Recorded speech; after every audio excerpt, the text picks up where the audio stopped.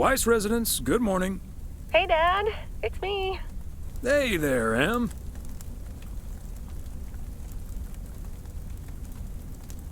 Merry-dith Christmas. I was hoping to hear one of your special holiday puns. Merry Christmas to you, too. I wish I was in PO right now. That makes 2 of us.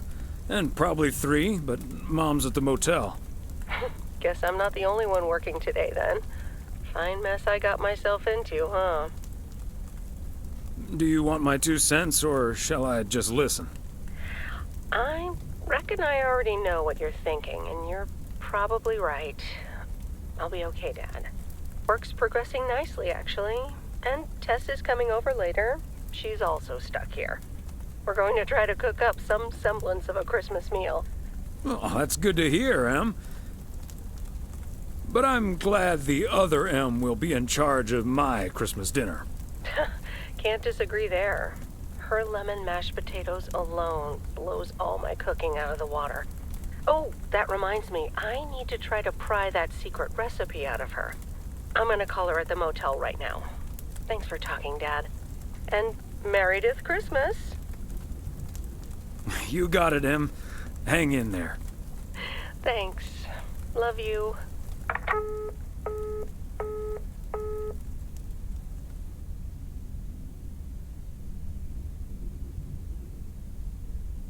Oh, Mildred, you shouldn't have. We already have the most beautiful pair of Christmas sweaters in the world. And now we have 2 sweaters each. You must have put so much work into them. Oh, please, don't mention it, dearie. Knitting sweaters can be quite straining, but knowing how happy they make you always makes up for it. Well, we're so grateful. Right, Thomas? They're beautiful. Thank you so much, Mildred. I especially like that our sweaters have the same pattern, so I don't have to look in the mirror to admire it. Oh, Thomas, that makes me so happy to hear. I can't wait to start working on next year's designs.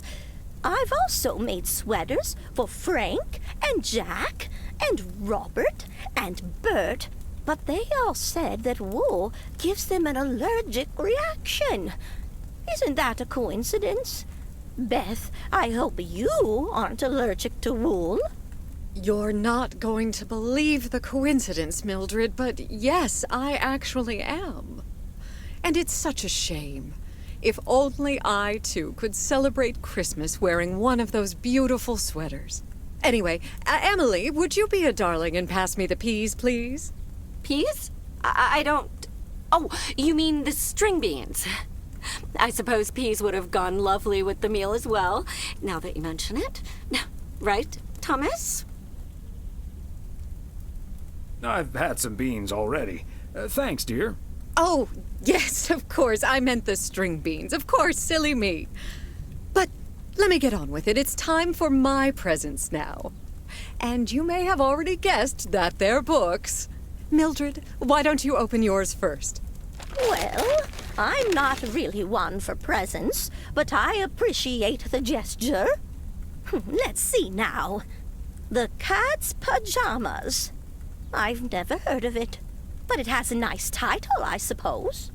It's an encyclopedia about cats. A Whiskerpedia, if you will. Someone drew my attention to it, and I immediately thought of you. Oh, well, isn't that lovely? Such a heartfelt gift. Isn't it, Thomas? That it is, Emily. That it is. It is a nice gift, Beth. Thank you. It was my pleasure, Mildred. And now for Emily's gift. Why, thank you, Beth. I do always appreciate your taste in books, so I'm looking forward to The Countess and the Carpenter. Would you look at that? Is this a romance novel? I've never really read one of those. Right in one guess, Emily. I hear the writer Summers here, so this book is locally sourced, so to speak. And, dare I say it, the prose is quite compelling in the romance department. if you catch my drift. I think I do. Beth, you are something else. Thank you. This will certainly get a nice spot on our bookcase. I don't think I'll ever read it, but sure. Well, I'm looking forward to reading it already.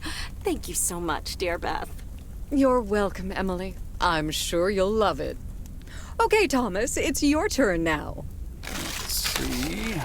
Crazy sports facts 2. Even more crazy sports facts. Whew, boy, I love this stuff. I'm actually reading part 1 at the moment, so I can tuck into this straight after. Thanks, Beth. You're welcome, Thomas. And you're right, there's some fascinating tidbits in part 1 as well. Even if one no longer actively plays sports, it's at least fun to read about it, right? I've never really been into sports that much, to be honest. Well, there's no shame in admitting that you're not getting any younger, Thomas. In fact, none of us are exactly spring chickens anymore. Things like your arthritis can't magically be wished away by positive thinking. You're right, Emily, but let's not burden our lovely guests with this right now. Who's up for some blueberry pie? Speaking of blueberries, my bridge partner Edna's niece discovered this mole last week. Hold that thought, Mildred. I really need to take this. Hello? Hi there. Could you put me through to Meredith Weiss, please? Excuse me, who is this? Oh, it's Steve. Steve Mitchell from work. Is Meredith there? Do you understand that people are celebrating Christmas right now? Wait, what? Christmas? Oh my gosh. I'm sorry to bother you. Is it Christmas already? Gosh, I totally missed that. I've been pulling a couple of all-nighters. I'm gonna splash some water on my face. Sorry again, Mr. Weiss. Enjoy your evening. Bye. Merry Christmas. Everything okay, honey?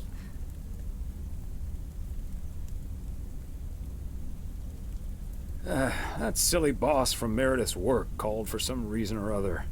Never mind. Beth, you were saying? I wasn't actually, but I was looking for a way to say this, and now's as good a time as any, I suppose. My dear friends, I am leaving Providence Oaks. What? You're what? What's that, dear? Are you serious? Well, before we move on to the sad part, let me first tell you the good part. Ladies and gentlemen, I am going to be a grandmother. Oh, Beth, that is amazing! Well, I'll be. Whose mother? I mean... Congratulations. Yes, my son Daniel and his wife are expecting. Isn't that wonderful? But, and here's the proverbial kicker, you may remember that they moved to Savannah, Georgia a few years ago. So if you put 2 and 2 together... You're moving away to be with them. That's great, Beth. I'm so happy for you. That is marvelous, Beth. Congratulations. I wish you and your family all the happiness in the world. But I'll miss you something terrible. We all will. But we have to toast to the good news. Thomas, go pour us some brandy and I'll get the pie. Oh, Thomas, would you have any antacid? That eggnog is starting to stir up something indiscreet. On it. Now, let's celebrate this wonderful evening, ladies. Here's to a lovely old Christmas spent with good friends. Hear, hear, hear. Hear, hear.